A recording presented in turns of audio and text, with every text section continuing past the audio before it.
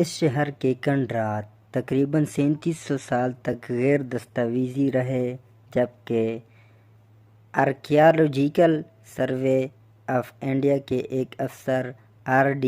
ہنر جی نے 1919 میں اس جگہ کا دورہ کیا اور اس بات کی نشاندہی کی کہ وہ بدست اسٹوپا 500 عیسوی کے بارے میں جانتے تھے اور ایک چکمک کھرچنے والا ڈھونڈنا جس نے اسے سائٹ کی قدیم ہونے کا یقین دلایا۔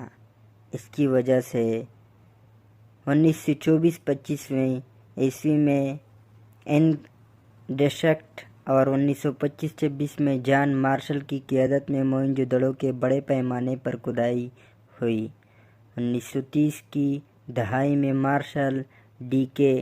ڈکسٹر اور ارنسٹ میکے کی قیادت میں اس جگہ پر بڑی کھدائی کی گئی۔ مزید کھدائی 1945 میں مورٹیمر ویلر اور اس کے ٹرینی احمد حسندانی نے کی تھی۔ کھدائی کا آخری بڑا سلسلہ جارج ایف ڈیلس نے 1964 اور 1965 میں کیا تھا۔ 1965 کے بعد کھدائی پر پابندی عائد کر دی گئی تھی کیونکہ بے نقاب ڈھانچے کو موسمہ نقصان پہنچا تھا اور اس جگہ پر صرف ایسے منصوبوں کی اجازت دی گئی جو بچاؤ کی کھدائی، سطح کے سروے اور تحفظ کے منصوبے تھے۔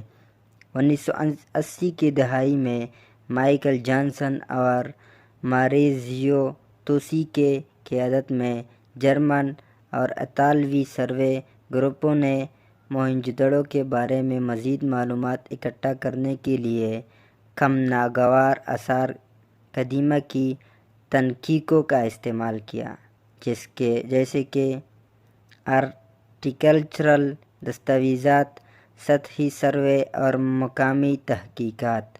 پاکستان کے نیشنل فنڈ برائے موہنجو دڑو کی طرف سے 2015 میں کرائے کی گئی ایک ڈرائی کور ڈرلنگ نے انکشاف کیا کہ یہ جگہ دریافت شدہ علاقے سے بڑی ہے۔ موہنجو دڑو میں ایک منصوبہ بند ترتیب ہے جس میں ریکٹیلینر عمارتیں گرڈ پلان پر ترتیب دی گئی ہے۔ زیادہ تر فائر اور مارٹرڈ اینٹوں سے بنے تھے۔ کچھ نے دھوپ میں خشک مٹی کی اینٹوں اور لکڑی کے اوپری ڈھانچوں کو شامل کیا تھا۔ موہنجو دڑو کا احاطہ شدہ رقبہ 300 ایکڑ کا تخمینہ ہے۔ دنیا کی تاریخ میں شہروں کی آکسفورڈ ہینڈ بک 40,000 کے قریب آبادی کا کمزور تخمینہ پیش کرتی ہے۔ شہر کا سراسر سائز اور اس میں عوام عمارتوں اور سہولیات کی فراہمی سماجی تنظیم کی اعلیٰ سطح کی تجویز کرتی ہے۔ شہر کو 2 حصوں میں تقسیم کیا گیا ہے: نام نہاد قلعہ اور زیریں شہر۔ سٹاڈیل تقریباً 12 میٹر 39 فٹ اونچا مٹی کی اینٹوں کا ایک ٹیلہ عوامی حماموں کے لیے جانا جاتا ہے۔ ایک بڑا رہائشی ڈھانچہ جسے تقریباً 5000 شہریوں کے رہنے کے لیے ڈیزائن کیا گیا ہے اور 2 بڑے اسمبلی ہال ہیں۔ شہر کا ایک مرکزی بازار تھا جس میں ایک بڑا مرکزی کنواں تھا۔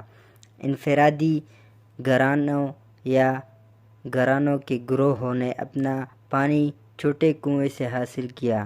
گندے پانی کو ڈھکی ہوئی نالیوں تک پہنچایا گیا جو بڑی سڑکوں پر قطار میں لگے ہوئے تھے۔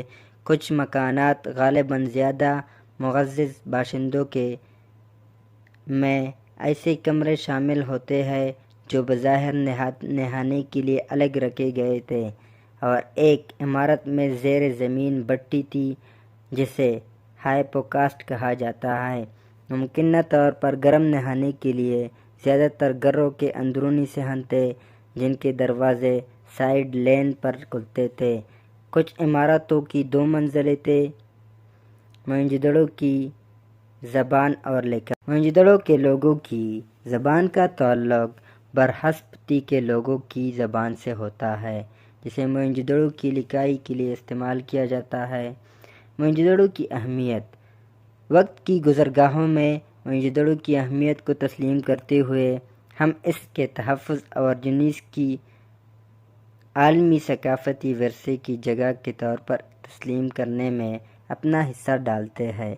اپنے ورثے کے ذمہ داروں کے طور پر ہمیں فطرت اور جدیدیت کی قوتوں کے خلاف اس خزانے کو محفوظ رکھنے کے چیلنجوں کا مقابلہ کرنا چاہیے۔